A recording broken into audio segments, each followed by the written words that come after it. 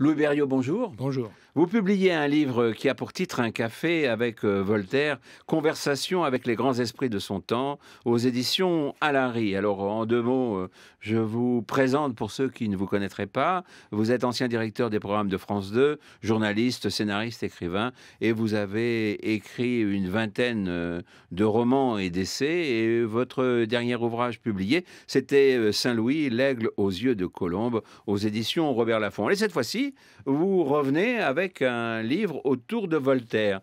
Et Voltaire, au milieu de ses rencontres, au milieu de ses rendez-vous, de ses discussions, mais et en même temps au milieu du XVIIIe siècle. Car Oui. pour vous, le XVIIIe siècle, c'est un grand siècle. C'est le siècle des Lumières. Vous savez, aujourd'hui, tous ceux qui disent voir clairement, comme dirait Montesquieu, ne sont pas forcément lumineux.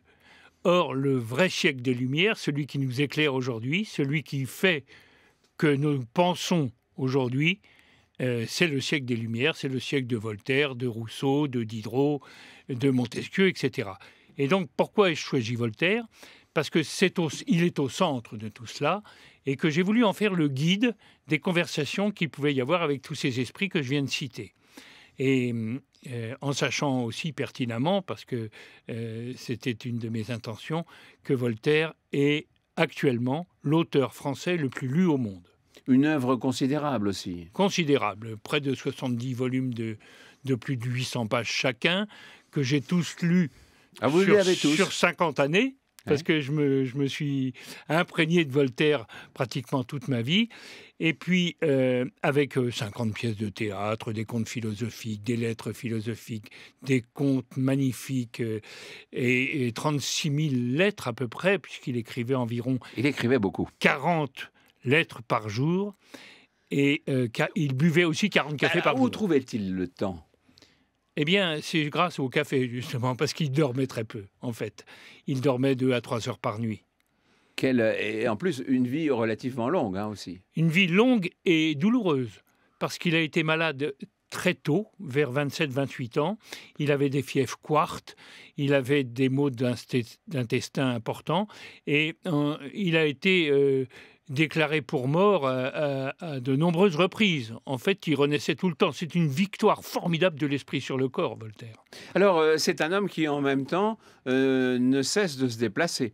Parce que c'est un homme qui est à la fois qu'on retrouve à Paris, c'est un homme qu'on va retrouver en Angleterre, un homme qu'on va retrouver en Russie. C'est évidemment un homme qui aura sa petite maison à la frontière entre la France et la Suisse, de façon à ce que les choses deviennent plus faciles.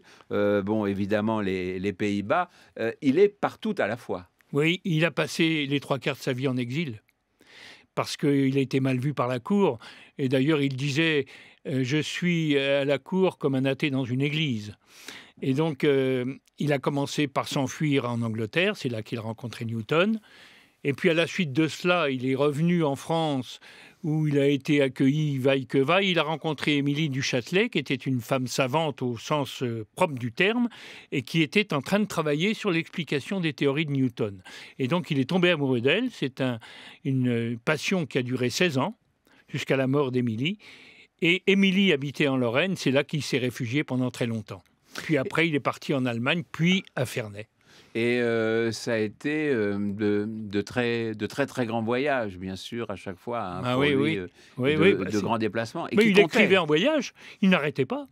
Il était fêté en même temps, parce qu'on attendait un nouvel écrit de Voltaire. Vous savez, il y a 2 phases importantes chez Voltaire. Il y a une phase, disons, des gens qui, de la haute société, qui l'appréciaient pour la qualité de ses poèmes, la Henriade, ou de ses pièces, Zaïre, ou de ses contes candides, etc. Puis il y a eu l'autre partie de Voltaire quand il s'est mis à se battre contre l'injustice, avec l'affaire Calas, avec l'affaire du Chevalier de la Barre.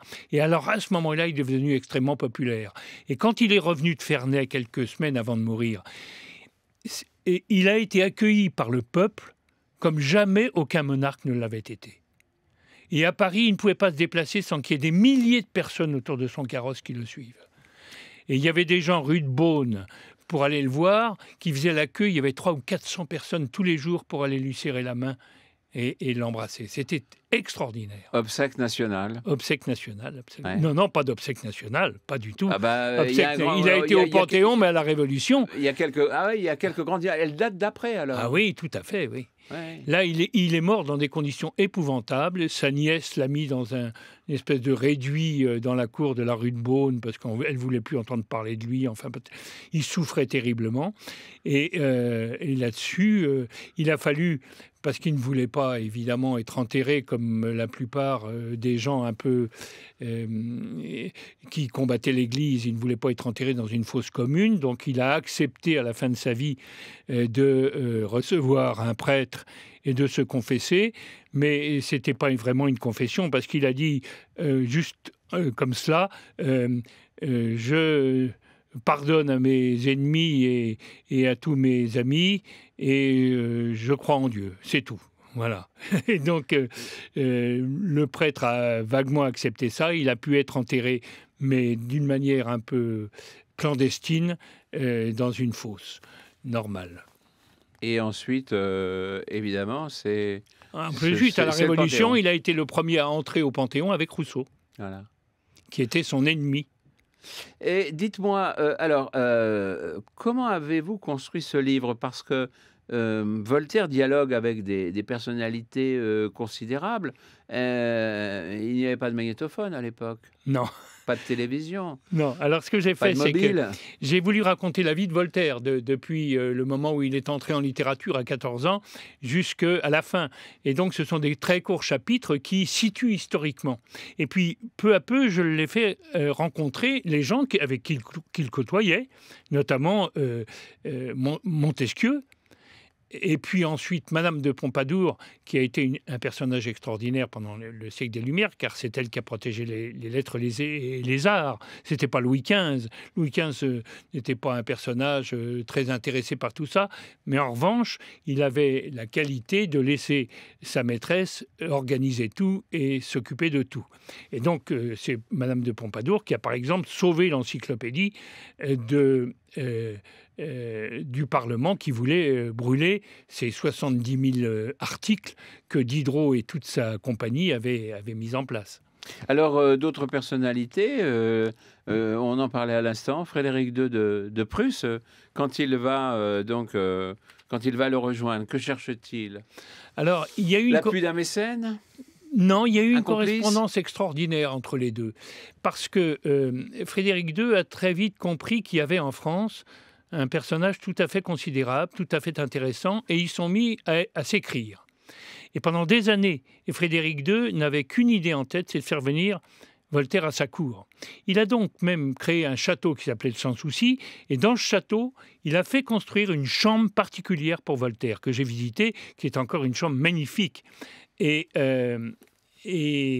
Voltaire lui avait dit « Je ne quitterai pas Émilie du Châtelet pour venir vous voir parce qu'elle est trop importante pour moi, etc. » Et il est allé rejoindre Frédéric après la mort d'Émilie du Châtelet, qui était morte en couches, tardivement, après avoir été engrossée par le chevalier de Saint-Lambert, qui était un personnage qui n'était pas aussi considérable que Voltaire. Mais enfin, les esprits d'Émilie et de Voltaire restaient amoureux. Quelle était la teneur des conversations entre Frédéric II, souverain important, et un philosophe? Est-ce que ça n'est pas tendu? Alors ça l'a été, au début c'était très bien, sauf que Voltaire était Voltaire, et à un moment donné, pendant leur correspondance, Frédéric II avait écrit un anti-Machiavel. Et donc Voltaire s'était attaché à le corriger, Frédéric écrivait en français. Frédéric II était prince, il a écrit l'anti-Machiavel. Devenu roi, il s'est mis à faire la guerre. Et donc, quand Voltaire est allé à Berlin, puis à Potsdam, il a dit au roi de Prusse, Frédéric, « Mais je ne comprends pas, vous avez écrit l'anti-Machiavel et maintenant vous vous conduisez comme Machiavel. » Alors, le roi s'est un peu braqué, il lui dit « Mais alors, vous me donnez des leçons ?» Il dit « Non, je ne vous donne pas de leçons, mais et vous oubliez ma victoire, dit le roi de Prusse. » Et Voltaire lui répond « Il n'y a aucune guerre, aucune victoire qui mérite un tel crime. » Quelle est l'actualité de Voltaire aujourd'hui, Louis Verriot? Alors l'actualité de Voltaire est patente.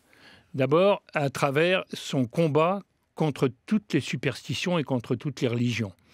Et on voit bien aujourd'hui que dans un certain nombre de domaines, il y a un retour, d'une manière ou d'une autre, des fanatismes. Deuxièmement, Voltaire a beaucoup écrit sur Dieu, il a beaucoup écrit sur la mort, sur le bonheur, sur l'amour, et tous ses écrits sont très actuels, comme le sont d'ailleurs les écrits de ceux avec qui il a discuté. Il a des conversations très intéressantes entre lui et Diderot sur l'athéisme. Il disait de Diderot, c'est mon athée préféré. Mais alors, à la fin, il lui a dit, essayez de me convaincre. Et Diderot n'y est pas parvenu, bien entendu. Parce que on connaît la fameuse phrase de Voltaire, l'univers m'embarrasse, mais je ne puis songer que cette horloge existe et n'est point d'horloger.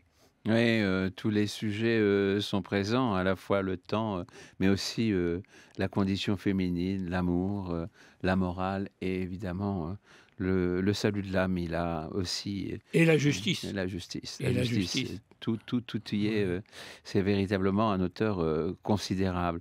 Merci infiniment, Louis Berriot, pour ce livre qui tente, parce que c'est un tel esprit que il faut prendre les combien de volumes vous nous avez 70 volumes. 70 volumes, voilà. Il faut prendre les 70 volumes de Voltaire.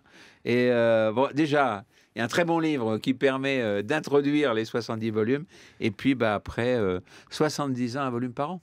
Ah oui, j'espère que ça donnera envie aux gens de relire Voltaire, parce qu'il y a beaucoup de choses, et notamment, on oublie que parmi ses œuvres majeures, on parle beaucoup du traité de la tolérance, mais parmi ses œuvres majeures, il y a un immense poème qui s'appelle la Henriade, qui est un hommage à Henri IV, et qu'il faut absolument lire, parce que c'est un bouillon de culture, d'histoire, c'est magnifique.